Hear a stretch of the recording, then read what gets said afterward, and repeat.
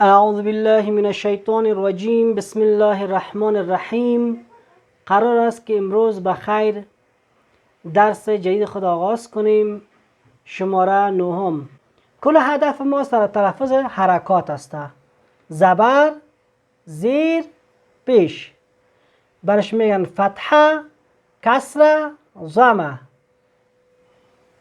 لام زله، لام زیلی، لام پیشلو، لا لی لو.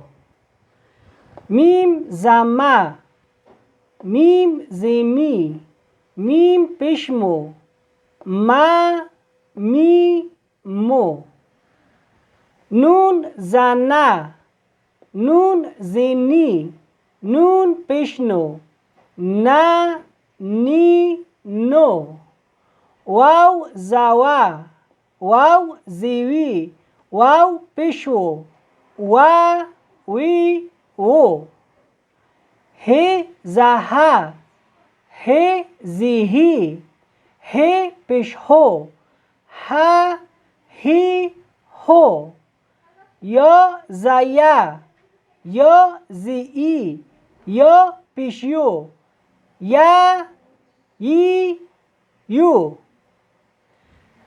در اینجا زمانی که ما تلفظ میکنیم خیلی دقت کنیم در قسمت کسره.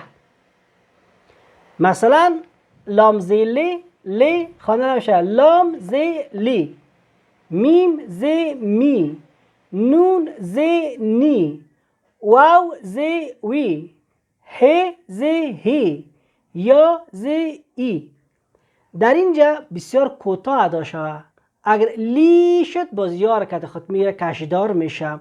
ما کوشش کنیم که ادا تلفظ عربی کنیم ولی خیلی به سرعت. مثلا لام زی لی، میم زی می، نون زی نی، واو زی وی، ه زی هی، یا زی ای. درس ما تا همینجا به پایان میرسه. تا درس بعدی شما را به الله پاک می سپارم و السلام علیکم و رحمت الله و برکاته.